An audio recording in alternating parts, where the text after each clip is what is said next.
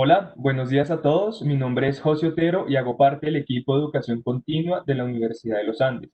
Sean todos bienvenidos a la conferencia Leer y Escribir. Esta actividad hace parte del ciclo de conferencias online ofrecidas por el Ministerio de Educación Nacional de Colombia, el Centro de Innovación en Tecnología y Educación y la Dirección de Educación Continua de la Universidad de los Andes.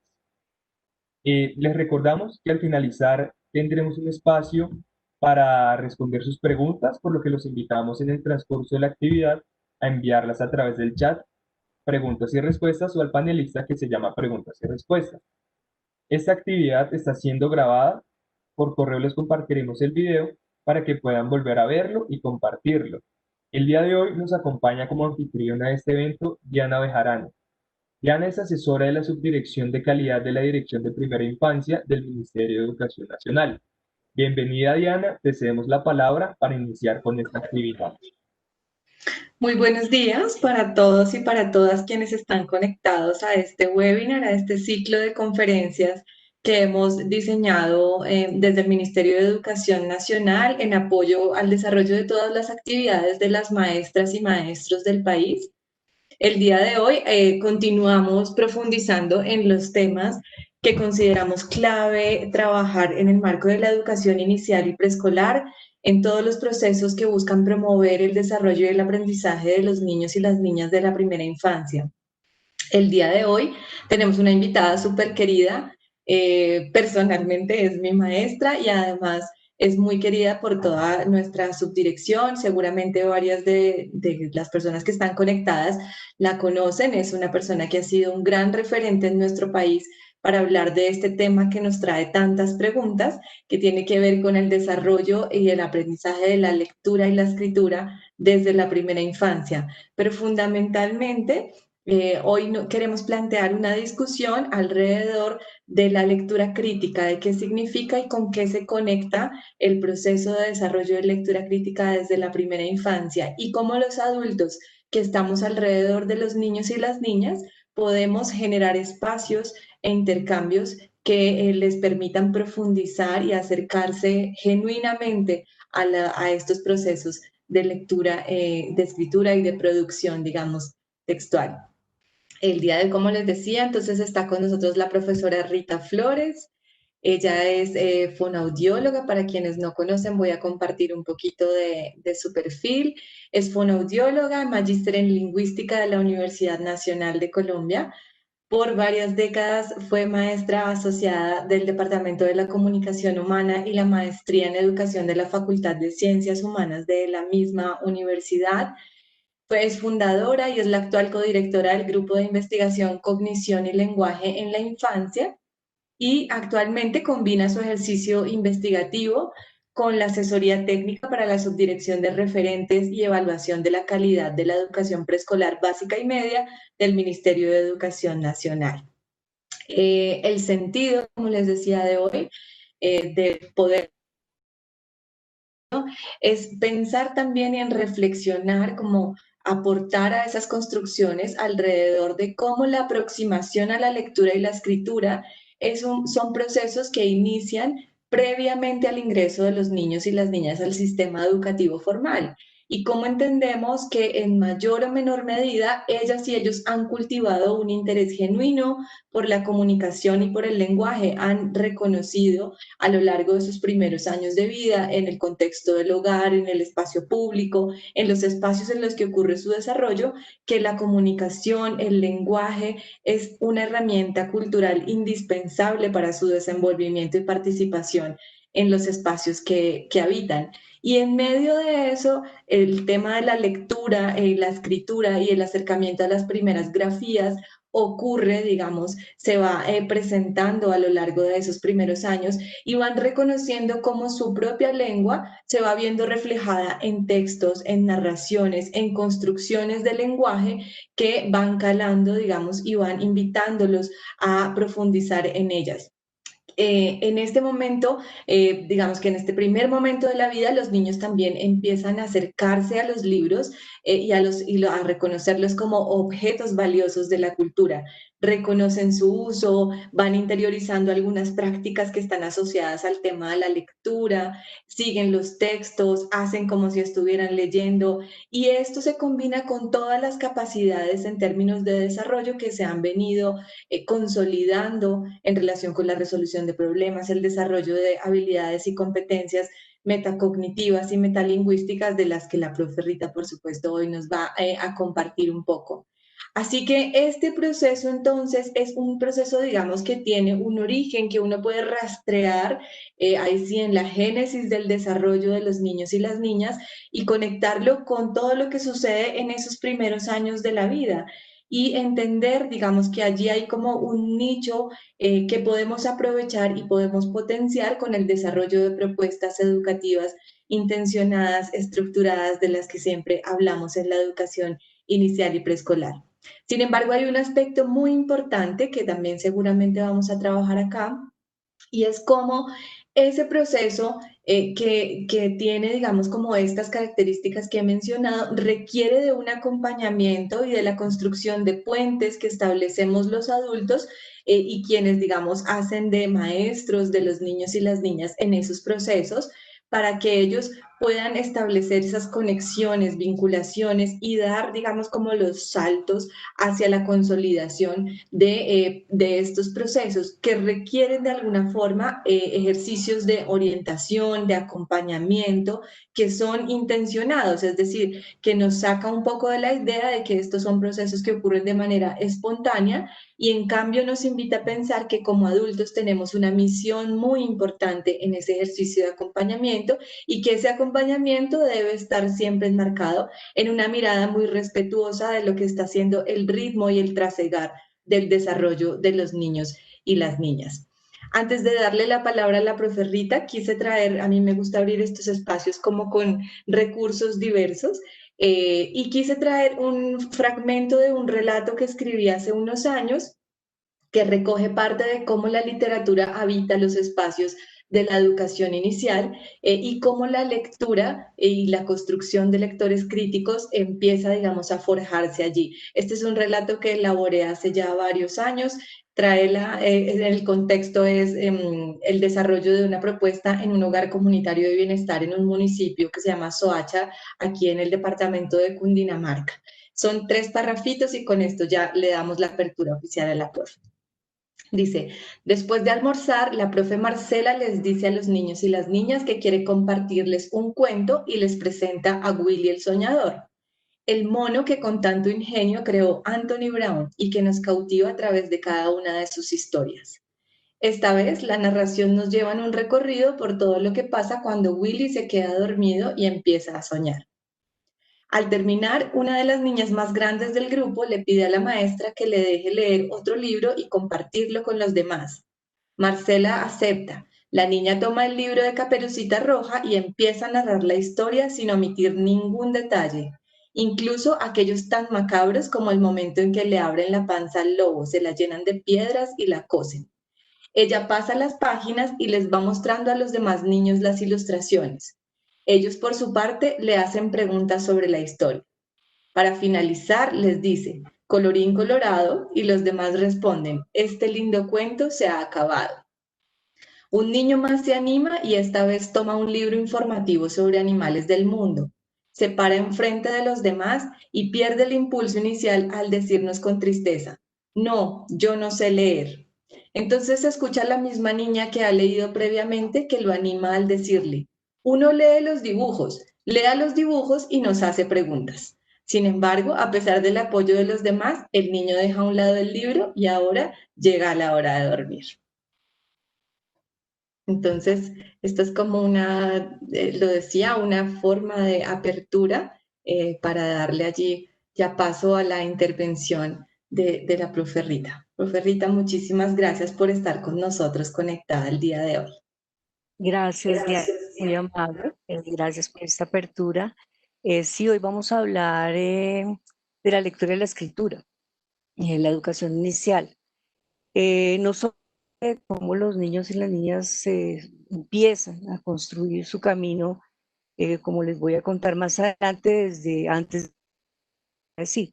Pero antes yo quisiera, antes de que lean esta diapositiva, yo quisiera que pensáramos un momento, porque si hablamos de lectura y escritura en la educación inicial, es porque tenemos un referente teórico, práctico, experiencial, de qué significa la lectura y la escritura. Pensemos, por favor, un momento, ¿qué definiciones vienen a la mente de ustedes, profesores y profesoras, de la lectura y la escritura? Generalmente las definiciones son definiciones que ya muestran a ese lector ideal, ¿sí? A ese lector crítico, como les decía Diana, a ese lector autónomo, a ese escritor genuino.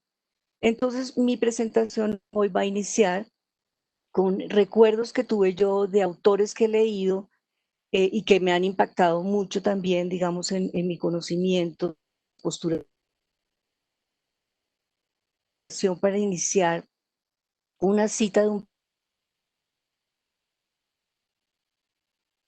esos lectores que sugieren estos escritores, algunos de ellos de la semiótica, otros de la literatura, estudios literarios.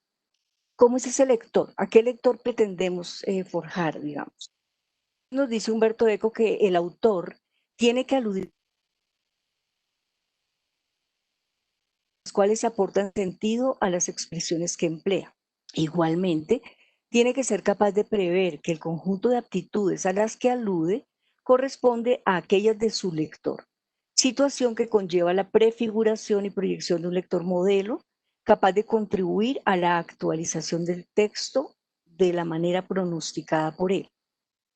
Entonces, siguiente, Andrea, ¿cuál será ese lector modelo? ¿Cómo llegamos a construir desde la sociogénesis? Porque aquí me voy a referir más a un concepto vygotsquiano y de un autor que me encanta, que es Tomasello, de la sociogénesis. ¿Cómo llegamos a partir de procesos de sociogénesis a desarrollar estas competencias? Les pregunto, ¿cómo creen ustedes, maestros y maestras, que llegamos a construir estas competencias? ¿Será que surgen de un momento a otro así como por obra y gracia? Preguntémonos de lectura y estudio. Siguiente, Andrea, por favor. Sí, ¿cómo podremos llegar a ser ese lector que disfruta, bueno, en este momento pasando las hojas de un libro o con otros formatos para leer, que disfruta, que comprende, que interpreta, que realiza operaciones de inferenciales, que es crítico y que a su vez es escritor? ¿Cómo se llega allí? Siguiente, Andrea. También recordé preparando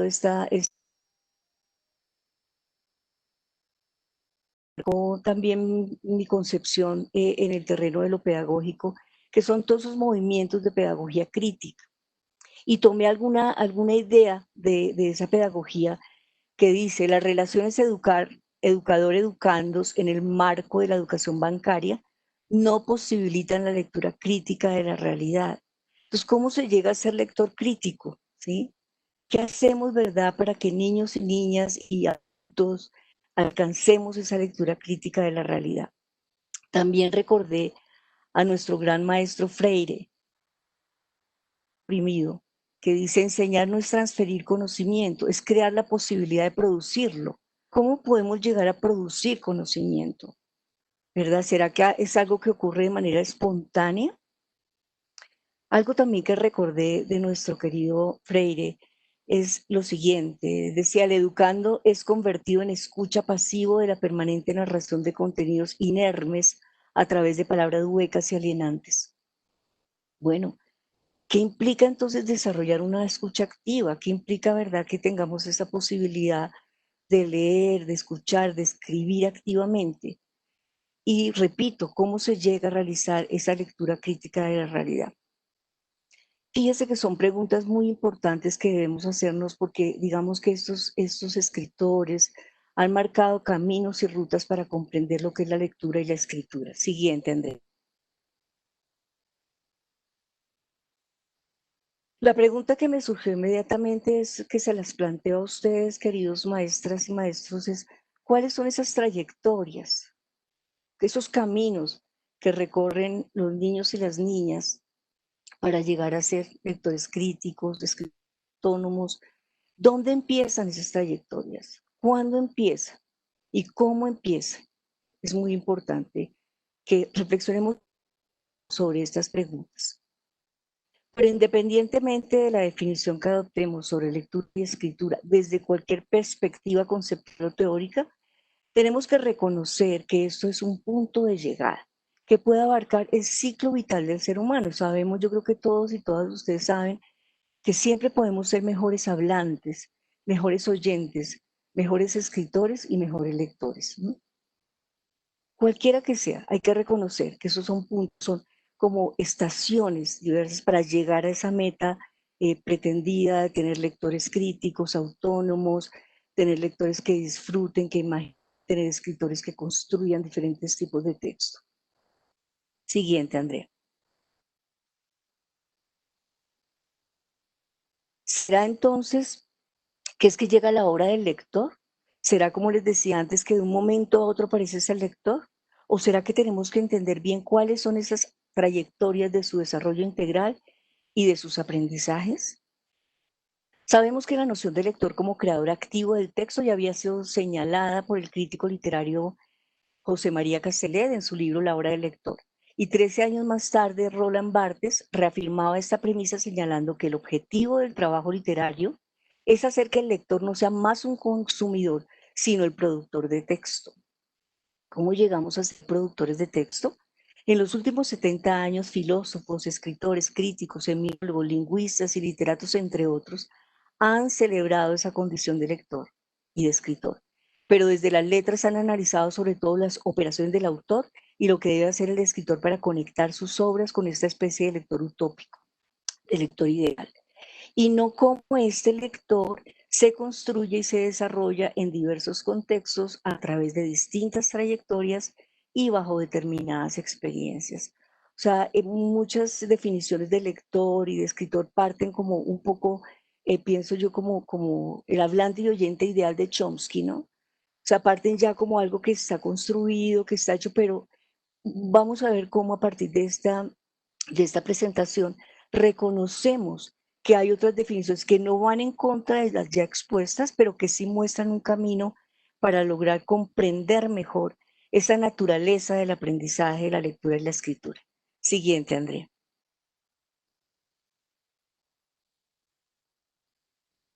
Pues asimismo en Colombia, desde la literatura y la crítica literaria, se han hecho muchos esfuerzos, grandes esfuerzos y muy importantes por la defensa pedagógica de un nuevo tipo de lectura y de lector, inspiradas, como les decía antes, en las pedagogías críticas y activas, para que el lector pueda llegar a ser copartícipe de la experiencia por la que pasa el autor, en el mismo momento y en la misma forma, como señalan algunos autores.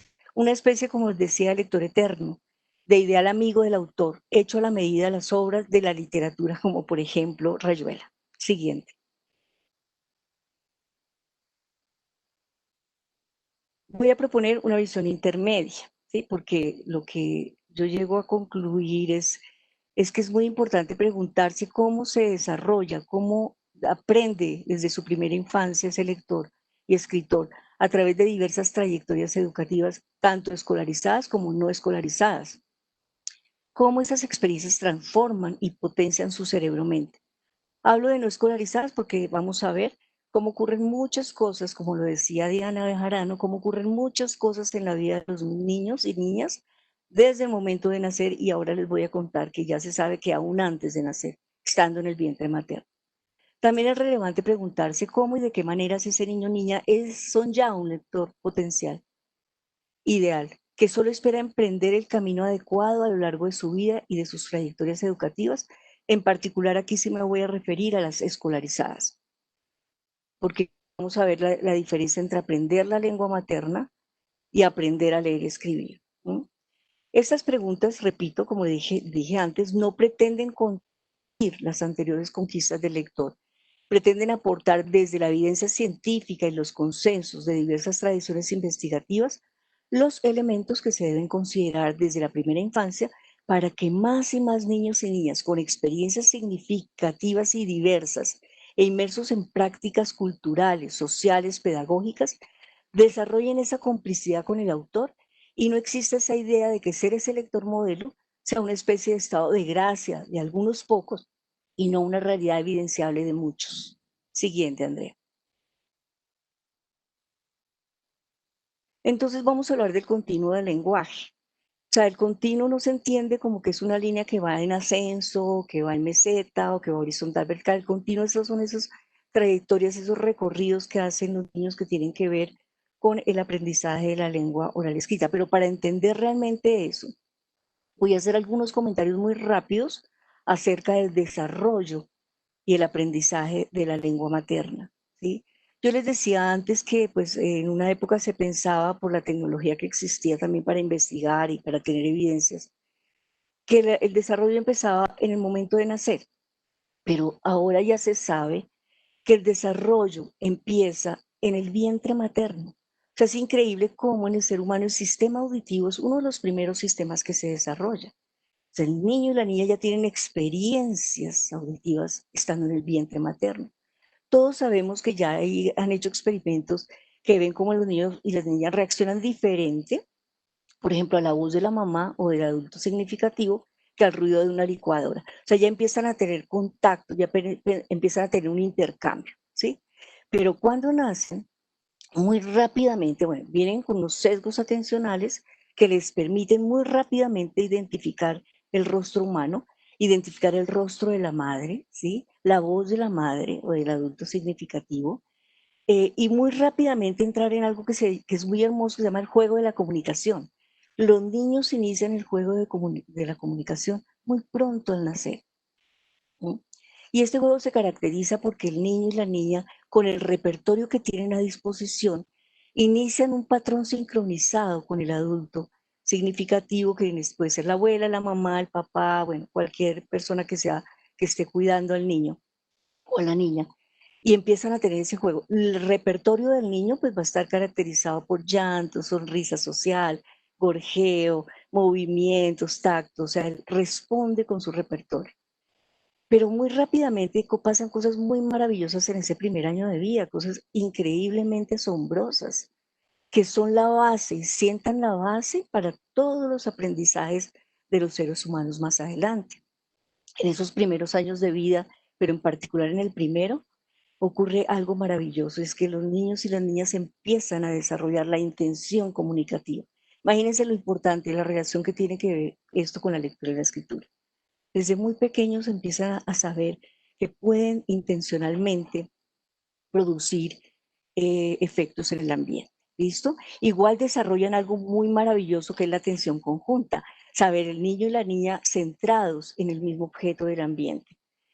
Además, desarrollan un sistema de señalamientos que es increíble. Algunos autores dicen que eso diferencia al ser humano de otras especies, como el señalamiento con el dedo, señalar el deíctico. Los bebés señalan para pedir cosas o señalan para que les hablen acerca del mundo o de los objetos que los rodean y que ellos quieren comprender. Y asimismo, entonces el niño todo ese primer año empieza a jugar con los sonidos de la lengua. Yo creo que si ustedes tienen bebés o recuerdan a sobrinos, nietos, bueno, primos, primas pequeñitos en ese primer año, la producción de sonidos de la lengua materna. O sea, empiezan a producir esos sonidos y llega un momento que pasa algo mágico también. Empiezan a combinar, a hacer combinaciones silábicas, consonante vocal, pa, ma, se levantan y sin ninguna intención comunicativa más que explorar los sonidos de su lengua, empiezan a hacer producciones llamadas balbuceo. Y así hacia el final del año, antes, después, porque los tiempos no son fijos ni rígidos, empiezan a producir sus primeras palabras. Eso es algo mágico. Pero en el mundo mental del niño ya hay muchas representaciones, es decir, los bebés comprenden ya muchas cosas durante ese primer año de vida. Luego, cuando ya empiezan a tener una masa crítica, es decir, un vocabulario que represente un poco diferentes funciones, digamos, de las palabras dentro de la sintaxis, empiezan, porque los niños no solamente empiezan a decir sustantivos, casa, mesa, mamá, sino que también hay palabras de relación. Cuando esto ocurre, hay una masa crítica en ese cerebro-mente que hace que los niños produzcan enunciados de 2, 3 palabritas, y de pronto empiezan a despegarse, como decía Diana, empieza a surgir algo muy importante, son las historias, las narrativas. Casi uno diría que en esas conversaciones que sostienen los adultos con los niños, nacen, emergen esa forma primaria en que la mente funciona, que es narrar, ¿sí? La narrativa, la historial. Y otra cosa que ocurre muy importante en esos 3, 4 primeros años de vida es que empieza, el lenguaje les permite a los niños despegarse del aquí y el ahora, empezar a hablar de cosas pasadas, empezar a contar lo que les ha ocurrido y contárselo a un adulto que no ha estado presente en la situación. Y así sigue enriqueciendo su vocabulario, su sintaxis. Es increíble, a los 4, 3, 4, 5 años, los niños ya tienen la gramática de la lengua, ya han adquirido, ya han aprendido la gramática de la lengua. Una cosa que es maravillosa porque es de alta complejidad. Y hay un momento que lo llaman los investigadores explosión de vocabulario. Hay un momento en la vida de los niños pequeños que aprenden casi 10 palabras al día. Sí, claro, está si las escuchan. Si en su medio hay experiencias significativas, si se usa un vocabulario rico, pero aprenden muchas palabras, ¿no? Y vamos a ver cómo esto también tiene una gran repercusión en el aprendizaje de la lectura y la escritura. Y así siguen creciendo los niños, ingresan al colegio, se enriquece su mundo de conocimientos. Esto es muy importante saberlo porque sí, yo creo que Diana también lo decía, y yo creo que todos y todas ustedes lo saben, estos primeros años de vida, esas interacciones sociales, culturales, esa sociogénesis que ocurre allí, es la que sienta las bases para no solamente aprenderle a leer y a escribir, sino para todo el desarrollo socioemocional, para el desarrollo cognitivo, para el desarrollo motor, la importancia que tiene lo motor, la motricidad, la dimensión corporal en el aprendizaje de los niños y las niñas es fundamental. Entonces, ya habiendo dicho rápidamente esto, o sea, porque son las bases realmente, es el nicho, como decía Diana, donde se va, el caldo de cultivo, donde se va generando ya esos aprendizajes que a su vez tienen que ver también con la lectura y la escritura, porque como les decía, el niño y la niña desde muy pequeños empiezan a hacer lecturas del mundo, empiezan a leer el cuerpo de la madre, la tensión corporal, la sonrisa, los gestos, ¿sí? Pero vamos a ver cómo todos esos significados que han construido van a ponerse al servicio de la lectura y de la escritura más adelante. Entonces, las preguntas que surgen en este continuo es cómo se van complejizando los conocimientos y las habilidades sobre el lenguaje escrito en la educación inicial del primer ciclo. ¿Cuáles procesos y habilidades son necesarios para el aprendizaje inicial de la lectura y de la escritura?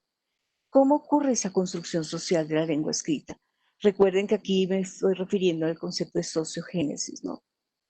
No tanto al de psicogénesis, digamos, original de la construcción de conocimiento, piagetiana, luego de Emilia Ferreiro. Aquí hay una sociogénesis. ¿Qué características tienen esos ambientes emocionales, sociales y lingüísticos orientados hacia el alfabetismo y la alfabetización en el hogar, en la educación inicial y en la educación básica primaria? ¿Cuáles son las prácticas evolutivas y culturalmente apropiadas para promover el aprendizaje de la lengua escrita? Quiero que por un momentico pensemos en estas preguntas y que rápidamente ustedes lo que se les venga a la cabeza, por favor, recréenlo.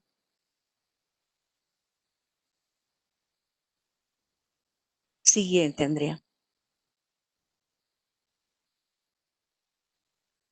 Bueno, pues sabemos que ahora hay nuevas comprensiones, nuevas perspectivas sobre la naturaleza del aprendizaje de la lengua escrita. O sea, creo que hay unos avances muy importantes que provienen de otras orillas, que no es que contradigan a las que ya he mencionado, pero que le permiten, digamos, a los investigadores, a los profesores y profesoras, a las personas que trabajan, digamos, y que están interesadas por estos temas, comprender mejor cómo es esa naturaleza, ¿verdad?, del aprendizaje de la lengua escrita. Y eso ha repercutido fuertemente en esos procesos de enseñanza y aprendizaje de la lectura y la escritura. Encontramos, entre otras, aquí coloqué las que se me vieron a la cabeza, bueno, neurociencias y ciencias cognitivas, las ciencias del aprendizaje. Por ejemplo, hay una autora muy importante, Annette Karmilov Smith, que es post-piagetiana, que digamos toma una postura intermedia, pero que nos ofrece una visión del aprendizaje muy interesante. Encontramos la psico y la sociolingüística que han hecho, digamos, aportes muy importantes porque han identificado la naturaleza realmente que hay en la lectura y la escritura. O sea, qué tipo de conocimientos tenemos que ir integrando los seres humanos para llegar a alcanzar ese lector ideal o ese escritor autónomo. Y por supuesto, la pedagogía y la didáctica también han hecho aportes muy importantes para estas nuevas comprensiones. Siguiente, Andrea. Bueno, aquí les voy a presentar unas definiciones de la lectura y la escritura, definiciones que, en mi opinión, nos permiten realmente comprender cómo sería, cómo es ese recorrido, cómo es ese proceso que hacen los niños pequeños desde su primera infancia, desde las prácticas sociales, culturales, pedagógicas a veces que ocurren por fuera antes de entrar al sistema educativo y lo que pasa en el sistema educativo. Hay unos autores que ofrecen una definición que ellos llaman simple de la lectura, o sea, como sencilla aunque compleja a la vez. Ellos dicen que la lectura tiene tres grandes componentes. Uno relacionado con la decodificación, que a su vez tiene que ver con procesos perceptuales, tiene que ver con el principio alfabético, que sabemos que es ese aprendizaje del niño, que hay una correspondencia entre el grafema y el fonema. Recuerden, grafema y fonema son representaciones mentales. Tiene que ver con la conciencia fonológica, tiene que ver con el conocimiento alfabético, pero lo más importante de reconocer en este proceso de codificación es que busca el reconocimiento de palabras. O sea, la palabra, así como les dije yo, que el niño durante su primer año de vida jugó con los sonidos de la lengua, produjo palabras, reconoció en ese primer año de vida algo que llaman los investigadores fonotáctica de su lengua, es decir, dónde los límites, dónde están los límites de las palabras. Es como cuando ustedes están aprendiendo una segunda lengua. Uno cuando no sabe una segunda lengua, oye, por ejemplo, un fluido de palabras, todo juntas, no logra separar. Cuando uno logra identificar una palabra, empieza a construir unidades de sentido, de significación. La decodificación no tiene que asociarse solamente con el conocimiento alfabético, con la fluidez, tiene que asociarse con el reconocimiento de palabras.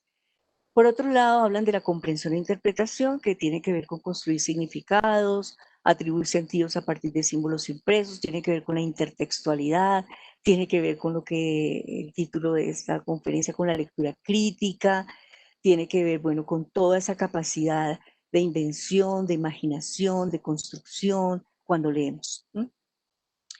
Pero muy importantes son los efectos contextuales. Aquí retomo un poquito a unos autores que me encantan, que son los que propusieron la teoría de la relevancia, que son Wilson y Sperber. Y ellos dicen que los efectos contextuales no tienen que ver con lo que está por fuera en el mundo físico, sino que tiene que ver con el mundo mental. Como cuando leemos se activan conocimientos previos de los lectores. Algo se mueve en nuestras representaciones mentales. Tiene que ver con la formulación de hipótesis. Dicen por ahí, y estoy segura de que es así, que leer no es más que formular hipótesis permanentemente. Formular hipótesis, irlas comprobando o no, cambiando en la medida en que se deban cambiar.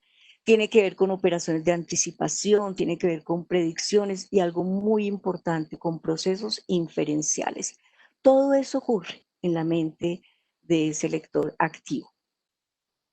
Por su parte, en la definición de escritura, decidí para esta conferencia mencionar una que hace alguien que también, una investigadora que me parece bastante pertinente porque ella inició sus trabajos con Emilia Ferreiro, pero bueno, cogió rumbos, rutas distintas y ella propone una definición de la escritura que me parece que la hace desde la perspectiva del desarrollo integral y el aprendizaje inicial.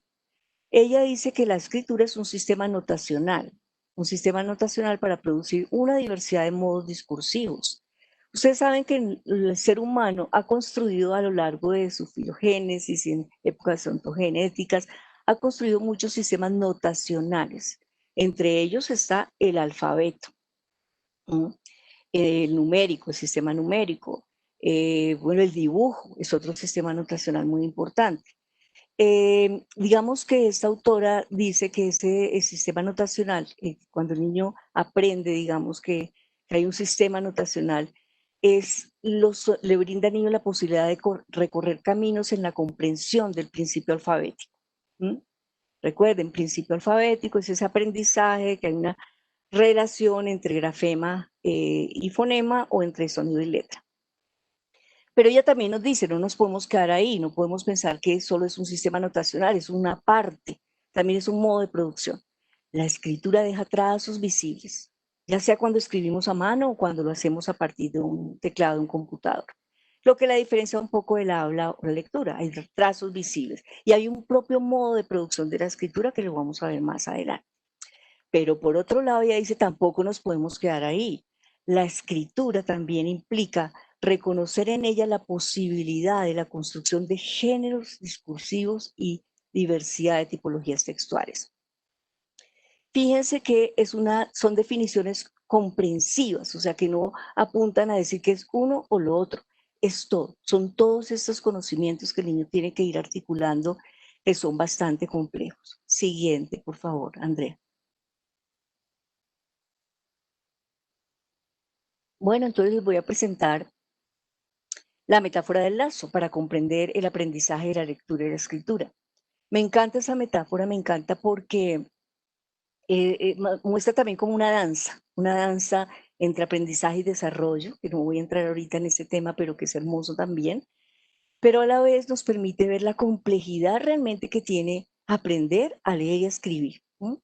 Entonces, si quiere, Andrea, la siguiente, por favor, para que miremos esa complejidad, ¿sí? Pero antes de mostrarles el lazo para la lectura, voy a presentarles, digamos, un reconocimiento que hicimos, digamos, no solamente pues Rita Flores, sino todo el grupo de investigación que siempre me ha acompañado. Y es que si se reconoce que en el acto de leer intervienen varios tipos o fuentes de información, ya les decía, no solamente perceptual, hay información de mucho tipo, bueno, del conocimiento alfabético, de la conciencia fonológica, todo lo relacionado con la comprensión. Si se reconoce eso, que intervienen varios tipos o fuentes de información que requieren diferentes procesamientos, se debe aceptar que para llegar a ser lectores eficientes, autónomos, genuinos, críticos, los niños y las niñas tienen que aprender a integrar todas esas fuentes de información. Es algo muy complejo. O sea, hay mucha investigación que utilizando tecnologías muy, muy altas tecnologías, logran ver qué pasa en el cerebro de una persona que lee, de una persona que sabe leer y otra que no, por ejemplo. Es algo muy complejo lo que comprendemos eso. Me encanta esta metáfora, porque esta metáfora, en mi opinión, rompe con la querella de los métodos. O sea, que si será el método, como he oído decir por ahí, que no entiendo qué significa el método fonético o qué es el método analítico, sintético. No, es esta complejidad que los maestros y maestras, como artistas que son, tienen que llegar a construir prácticas para que todo esto fluya y le ayude al niño a organizar esa información y esos conocimientos. Siguiente, Andrea. Entonces, miren, esta es la metáfora de la lectura. Vemos en esta metáfora que hay, digamos, dos grandes vertientes, ¿verdad? Está el lazo, pero hay unas cuerdas que, como les digo, danzan, se armonizan, se entrelazan, cooperan entre ellas. Pero vemos que hay en la parte inferior, no se les olvide nunca, que la meta de la decodificación no es el conocimiento alfabético. La meta de la codificación es el reconocimiento de las palabras. Acuérdense que la palabra es muy importante, al igual que la meta de la comprensión. Bueno, pero ya vamos a ver que esa va más allá. Entonces, en el reconocimiento de palabras, que es la meta de la decodificación, fíjense que encontramos varios aspectos. Encontramos el reconocimiento visual de palabras familiares, sí, porque hay autores, y yo creo que todos ustedes lo han visto en niños, niñas, o en algunos no, porque uno no puede generalizar, no todo ocurre igual en todos, eso es muy importante entenderlo. Aprenden lo que se llama la lectura logográfica, que es reconocer la lectura por sus rasgos, la palabra, perdón, por sus rasgos perceptuales y por la familiaridad, ¿no? Entonces los niños aprenden a reconocer sin saber decodificar las marcas, ¿sí? Las marcas ya sea de alimentos o marcas de juguetes, porque pues son familiares, eso lo han llamado algunos autores etapa logográfica, pero hay un reconocimiento visual. Hay una decodificación que tiene que ver, como les decía, con el principio alfabético, correspondencia fonema-grafema, y está la conciencia fonológica, muy importante, ¿sí? Porque es lo que aproxima al niño a esa oralidad tan rica, el niño empieza a aprender que el lenguaje está dividido por unidades cada vez más discretas, que la palabra está dividida por unidades más discretas, las sílabas y por último los fonemas. Esto nos lleva al reconocimiento. Fíjense que esas cuerdas de este extremo del lazo se van uniendo y dice incremento automático. Claro, porque el niño tiene que automatizar. ¿Qué tiene que automatizar? Pues el principio alfabético, pero lo más importante, el reconocimiento rápido de las palabras. Es muy importante. Aquí no estamos hablando de fonético porque no son los sonidos, es el reconocimiento de las palabras, ¿verdad? Y tiene que automatizarse para dar paso libre a ese cerebro-mente para operaciones mucho más complejas de orden superior, que tienen que ver con la parte de arriba de la metáfora, con la comprensión del lenguaje. Que esta nunca se va a automatizar, siempre estaremos aprendiendo un nuevo vocabulario, siempre estaremos aprendiendo nuevas relaciones. Entonces, esta comprensión del lenguaje, por ejemplo, tiene que ver, miren lo complejo, con el conocimiento del mundo. ¿Y cuándo inicia el niño y la niña el conocimiento del mundo? No lo inicia cuando entra en el colegio, lo inicia desde antes de entrar al colegio. Las relaciones entre objetos, los conceptos, los hechos. Bueno, tiene que ver con el vocabulario. Se ha visto que existe una relación muy fuerte entre la calidad del vocabulario y la cantidad del vocabulario que manejan los niños y la lectura y la escritura. Tiene que ver con las estructuras del lenguaje, con la sintaxis, con la semántica, entre otros, con el razonamiento verbal, con las formas de pensar, con las inferencias, con las metáforas, con los conceptos de lo impreso. Fíjense cómo este incremento de estas cuerdas que constituyen esta borde del lazo nunca se van a automatizar, va a haber siempre un incremento estratégico y esto nos va a permitir, según estos autores, hablar de una lectura hábil, pero llamemos una lectura autónoma. Hay una ejecución fluida y coordinada del reconocimiento de palabras y la comprensión de texto. Las dos son necesarias. O sea, yo cuando oigo que dicen, pero primero tienen que decodificar y luego comprender, no. La comprensión en el niño y la niña están desde que nace, claro, de sus maneras de comprender, de sus formas de pensar. Entonces no podemos decir eso. Todo tiene que estar armonizado como lo muestra esta metáfora. Siguiente, por favor. Y lo mismo, si reconocemos que la escritura es algo más que una mera habilidad y se entiende como un proceso complejo que requiere de una serie de actividades que tienen en cuenta la interacción de factores cognitivos, emocionales, sociales, culturales y de enseñanza, tendremos que entender que es muy complejo. Entonces voy a mostrarles el lazo de la escritura. Siguiente, por favor. Pues miren, el lazo de la escritura que digamos fue algo que adaptamos de Ana Paola Gómez y yo, y que aparece publicado en un libro muy lindo que se llama Aprender a leer y a escribir en los primeros grados, retos y desafíos. Adaptamos la metáfora de la lectura a la escritura y miren también la complejidad que tiene. Y yo sé que todos y todas ustedes reconocen lo complejo que es para nosotros escribir diferentes tipos de texto. Cuando nos dicen hagan un ensayo, tienen que presentar una tesis, tienen que hacer un artículo, o quiero hacer un artículo, la complejidad que encierra, ¿verdad? Porque miren todo lo que el niño tiene que aprender, igual que en el lazo de la lectura, pues hay unas partes que tienen que ver con la expresión, con la producción textual, y la otra que tiene que ver con la escritura convencional. En la escritura convencional, pues tiene que aprender el alfabeto como representación de sonido, la codificación de grafía, comprensión de ortografía convencional, grafismo, ya sea la escritura a mano, la digitación, y en la expresión usa el lenguaje, la situación comunicativa, convenciones de lo impreso, conocimiento del mundo y de los tipos de textos discursivos, vocabulario, conocimiento de los lenguajes, procesos de planeación y reflexión, expresión fluida, organización de ideas, revisión y edición de lo escrito. Igual, hay cosas que se tienen que automatizar, hay otras que seguirán siendo todo el tiempo, se incrementan estratégicamente para llevar a una escritura competente. Siguiente, por favor.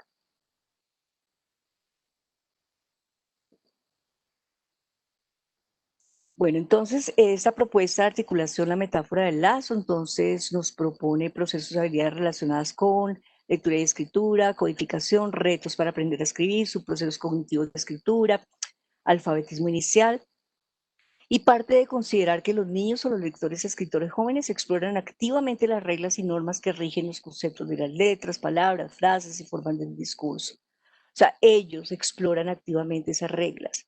O sea, por ahí yo oigo decir también que es que si uno trabaja, pues, yo estoy hablando del qué, no del cómo, no, si uno trabaja conocimiento alfabético, principio alfabético, estamos matando la lengua viva. No porque los mismos niños van aprendiendo eso. Imagínense que las habilidades metalingüísticas, que es esa capacidad de reflexionar acerca del lenguaje, empiezan a desarrollarse muy temprano en la vida de los niños y las niñas, tanto en el área fonética, fonológica, en el semántica, sintáctica. Entonces, ellos mismos van comprendiendo eso, ¿sí? Entonces, creo que es muy importante tener en cuenta esto. Siguiente. Bueno, aquí les voy a presentar muy rápidamente los retos que enfrentan los niños ante una tarea de escritura antes y después de conquistar el principio alfabético.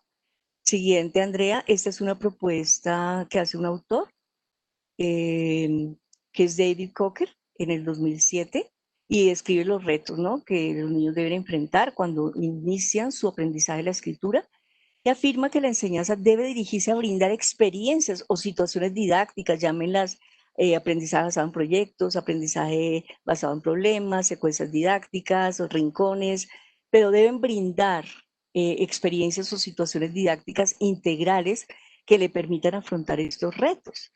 Por ejemplo, entender cómo la escritura se usa para comunicar, comprender convenciones del impreso, desarrollar conocimientos del mundo y los diferentes géneros textuales, escribir diferentes textos, escribir a mano o digitar, dependiendo el medio que esté usando, descubrir que el alfabeto sirve para representar sonidos del habla, bueno, entre otros.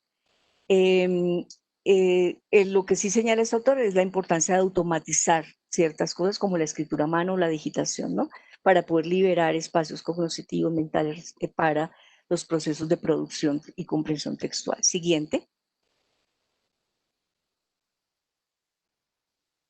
Bueno, y para terminar, unas preguntas y un planteamiento. ¿Cómo veo yo un aula de clase? Como les decía Diana, pues yo fui profesora, fui no porque sigo siéndolo, pero digamos que me pensioné ya, me pensioné en el mes de marzo, después de 40 años de ser profesora universitaria, 38 en la Universidad Nacional de Colombia, que quiero muchísimo, y actualmente pues sigo siendo profesora de la maestría en educación. Pero yo, ¿cómo veo el aula como un ecosistema comunicativo. Eso es un aula de clase, dinámico, donde circula oralidad, escucha, habla, lectura, escritura, como actos genuinos de comunicación. Entonces, las preguntas que les hago para terminar es, ¿cuáles de los procesos y las habilidades descritas en los lazos promueven con mayor regularidad en sus aulas? ¿En lectura, en escritura? ¿Cuáles son los retos que ustedes proponen a los estudiantes a través de prácticas pedagógicas? ¿Cuáles desafíos tienen ustedes para lograr que los retos mencionados se superen? Muchas gracias.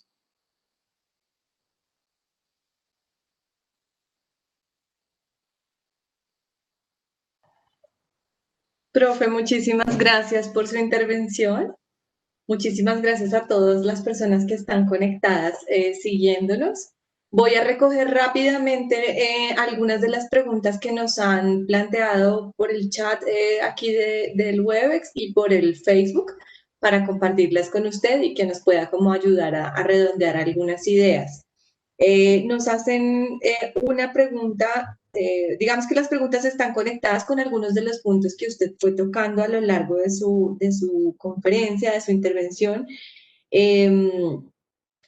Y bueno, antes que eso me parece muy importante recoger cómo la profe nos fue mostrando, digamos que esta construcción de los procesos que hemos llamado de lectura y escritura se conectan de manera integral con otras esferas del desarrollo de los niños y las niñas, cómo, digamos, hay unos componentes también de orden afectivo, de orden vincular, de la corporalidad que están, digamos, como allí puestos, digamos, al servicio de estos procesos de desarrollo y aprendizaje, ¿no?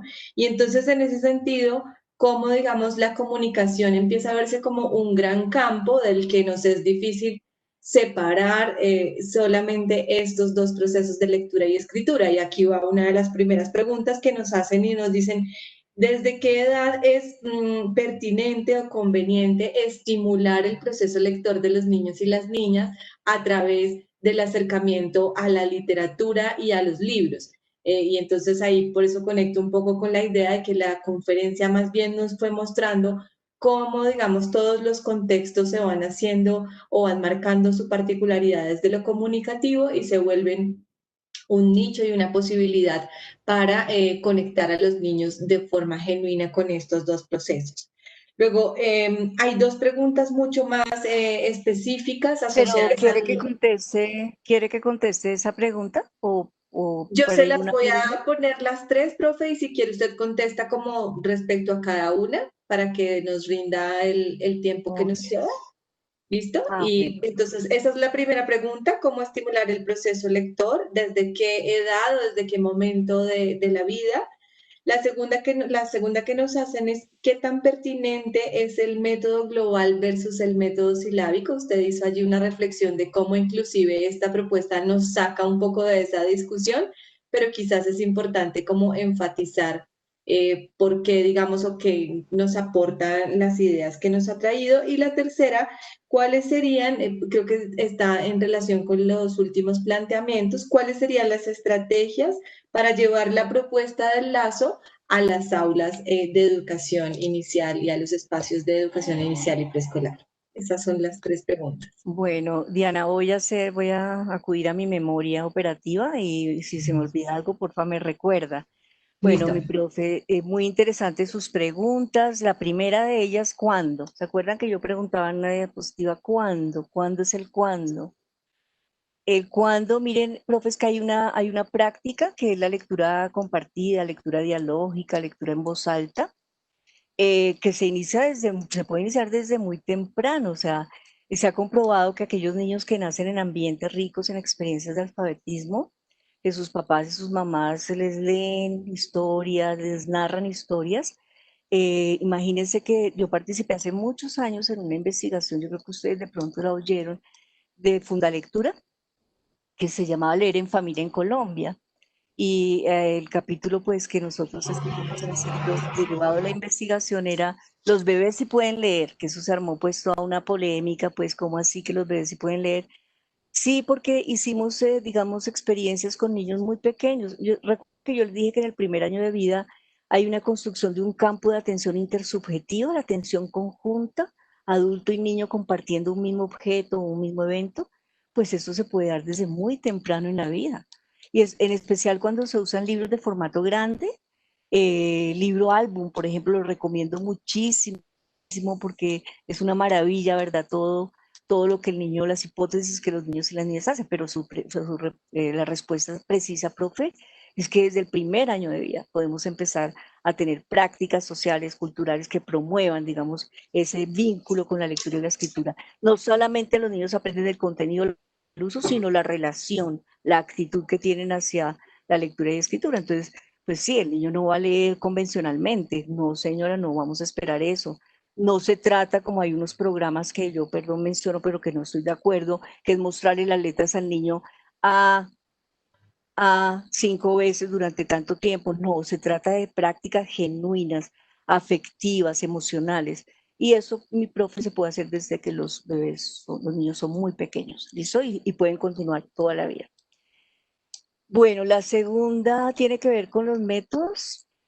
Como Diana Ajá. decía un poco lo que yo les contaba de la metáfora del lazo de escritura y lectura, es que para mí no existe el qué método. O sea, yo he leído últimamente con mucha atención a un autor, no últimamente, en mis últimos años, que es un científico, un neurocientífico de apellido de Hane. Les recomiendo que lo lean. Ha hecho cantidad de investigaciones y resulta que la lectura global, digamos, yo les decía, hay una etapa que el niño sí puede reconocer perceptualmente las palabras, porque tienen con ellas alta familiaridad, ¿verdad? Entonces, como es Papas Margarita, Coca-Cola, bueno, y ahora todos los juguetes las marcas de juguetes que ellos consumen. Pero eso no sería, o sea, uno no podría aprender, profes, a leer todo con lectura global. Además que ya se sabe que el sistema notacional de la escritura es el alfabeto.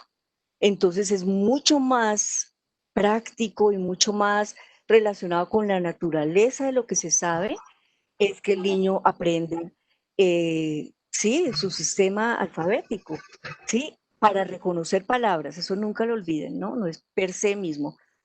Y entonces yo diría, profe, que no es un método solo. Yo le he contestado a otra profe que me hacía esa pregunta en otro webinar, y es escoger como ese lazo, ¿no? Ese lazo y no meterse la complejidad. Y en esas prácticas que yo direcciono intencionalmente, en esos ambientes de aprendizaje que yo creo, no voy a seguir creando esa dicotomía entre si decodificar, si no decodificar, sino que voy a trabajar de manera artística como lo hacen ustedes, ¿verdad? Que me les hago la venia a mis profes, de manera creativa y constructiva, pensando siempre en los intereses de los niños, pensando siempre, profes, que los niños y las niñas son diferentes, hay diversidad, que no tenemos que pensar que son todos homogéneos, que no tenemos que homogeneizar totalmente, que todos tienen que estar todos, sino que como artistas, creamos, diseñamos como arquitectos, diseñamos ambientes de aprendizaje reconociendo los conocimientos previos, siempre. Yo creo, profes, que ustedes han visto niños y niñas que ingresan a primero primaria y ya saben leer y escribir convencionalmente, pues está todo el camino pues de la escritura como proceso. Hay otros niños que no, que sus experiencias, digamos, en el hogar no les han permitido, no les han dado la oportunidad de estar en estas prácticas para que ellos construyan ese conocimiento. Yo las invito y los invito a que rompamos un poquito el paradigma del método, un poquito. Sí, yo sé que es difícil y me he enfrentado con personas que me dicen, es que usted quiere volver a lo tradicional, al método fonético. No, el método fonético no existe, porque es una rama de la lingüística que se interesa por estudiar los sonidos de las lenguas, ¿sí? Entonces, por eso hay fonética acústica, fonética articulatoria. Aquí hablamos de fonología, que tiene que ver con representaciones mentales para construir palabras que tienen distintos significados. Yo decía, por ejemplo, no es lo mismo decir masa que casa, pero los diferencia ¿qué? Un fonema, que da significado distinto. Entonces, esa sería mi respuesta a la segunda pregunta. Y la tercera, Diana, ¿me la recuerda, porfa? La tercera, profe, está conectada también con la idea del lazo, y es cómo, digamos, esta idea se puede ya llevar a la práctica en la interacción con los niños y las niñas en los espacios de educación inicial. Sí, muy interesante. Y es lo que yo les decía, o sea, uno puede pensar en una práctica, por ejemplo, de lectura involucrando no solamente literatura infantil, que es maravillosa, pero en las regiones de nuestro país circulan diversidad textual, o sea, hay diversidad de textos. O sea, no tenemos por qué decir solamente esto, o sea, el niño tiene que estar expuesto a diversidad textual. Por ejemplo, en la lectura dialógica compartida, yo puedo trabajar allí conocimiento del mundo, puedo trabajar vocabulario, puedo trabajar operaciones de pensamiento, ¿verdad? Puedo trabajar que comparemos, contrastemos, analicemos. Es muy importante el lenguaje que se usa con los niños y las niñas que muestran operaciones de pensamiento, ¿sí? Pero a la vez puedo detener al niño y decirle, leerle, modelarle la lectura en voz alta, una lectura muy bien hecha, fluida, donde haya respeto a los signos de puntuación, y puedo modelarle al niño que hay una forma particular, hay una musicalidad de la lengua escrita, y puedo más adelante reflexionar, oiga, ¿qué hace que en este cuento se produzca la sensación de misterio, de susto? O sea, puedo trabajar varias cosas, puedo detenerme en las palabras que tiene, en cómo descompongo esas palabras, o sea, puedo hacer cosas que afiancen, digamos, todos los lazos. O puedo en una sesión, en una clase, específicamente hacer muchos juegos, porque eso sí quiero decirles, profes, lo importante es la actitud lúdica, que ustedes mismos experimenten con las actividades que le propongan a los niños y que los contagien y porque es que los niños son juego, son arte, ellos son seres que necesitan estas cosas para aprender. Lo importante, profes, es que ustedes analicen bien, que digan, bueno, yo puedo hacer esta actividad, me ayuda a B y C, aquí estoy automatizando esto. Sí, porque, profes, los niños tienen que automatizar el principio alfabético para poder reconocer la palabra. Algún día de pronto les contaré cómo hay rutas, cómo se crean rutas en el cerebro para la lectura y la escritura. Y hay una ruta que es fonológica, que en un primer momento es la que el niño acude, porque si el niño no conoce, no tiene el conocimiento alfabético, no ha construido el principio, no ha aprendido el principio alfabético, se usa rutas fonológicas, pero ya más adelante el niño usa rutas más directas, rutas léxicas, rutas de significado de la palabra. No sé si le respondí bien, profe. Muchísimas gracias. Creo que sí, hay unos mensajes que me parecen muy importantes que quiero como precisar antes de que cerremos acá. Y uno tiene que ver con que, bueno, esta reflexión alrededor de los métodos, pues seguramente nos abre muchos más espacios de discusión e intercambio, pero allí creo que lo que está quedando puesto es cómo realmente somos capaces de leer la diversidad en las rutas de desarrollo de los niños y las niñas, la diversidad en las capacidades, el momento de vida, las preguntas y los intereses que están moviendo o están motivando su intención de aprender a leer, a escribir, a transmitir sus mensajes y cómo como maestros lo acompañamos de la manera más pertinente para que esto no se vuelva un ejercicio automático, mecánico, sino que efectivamente se dé en el contexto un poco de lo que nos planteaba la profe desde el inicio, de construir lectores críticos que tiene que ver con leer nuestra realidad de manera crítica, con tener la intención de interpretar, analizar, de cuestionar y de realmente tener un interés genuino por todo lo que nos traen no solo los libros, sino las construcciones, digamos, alrededor del lenguaje y la comunicación. Y ahí entonces retomo si hay el espacio final, porque hay varias intervenciones que nos preguntan por cómo hacer una implementación o un desarrollo de propuestas pertinentes considerando la mirada de inclusión. Y hay una pregunta que quiero tomar tal cual, que dice como, que siento que es un ejemplo que nos ayuda como a recoger esto también que estaba mencionando y es qué estrategias puedo utilizar si un niño lee pero lee lento. Y creo que es un llamado aquí de nuevo a decir cómo podemos acompañar también reconociendo esas rutas específicas y particulares del desarrollo de los niños y las niñas. La última intervención y ya con esto cerramos el espacio de hoy. Muchas gracias. Perfecto, bueno, muchas gracias, profesora Rita, por su valiosa intervención y a Diana por moderar este evento. También muchas gracias a los asistentes por enviar todas estas preguntas y gracias a todas las personas que se conectaron a través de nuestro Facebook Live. Les contamos que este evento está siendo grabado. Por correo les compartiremos la lista de reproducción de esta y otras actividades. A través del chat les hemos compartido un enlace, es una encuesta muy corta que les pedimos diligenciar para que nos cuenten allí cómo les fue en esta actividad. También les compartimos un enlace de contacto maestro en el que podrán volver a ver este evento y conocer otras actividades que tenemos programadas. Queremos invitarlos especialmente a la próxima conferencia que tendremos el día viernes 18 de septiembre de 10 a 11 de la mañana. Tendremos la conferencia La conciencia histórica, retos y oportunidades en los procesos de enseñanza en la educación básica y media en Colombia. Todas estas actividades son organizadas por el Ministerio de Educación Nacional de Colombia, el Centro de Innovación en Tecnología y Educación y la Dirección de Educación Continua de la Universidad de los Andes. De nuevo, muchas gracias a todos por su participación. Esperamos que esta actividad haya sido provechosa para ustedes y que nos sigan acompañando en el resto de actividades programadas. Muchas gracias y nos vemos a la próxima.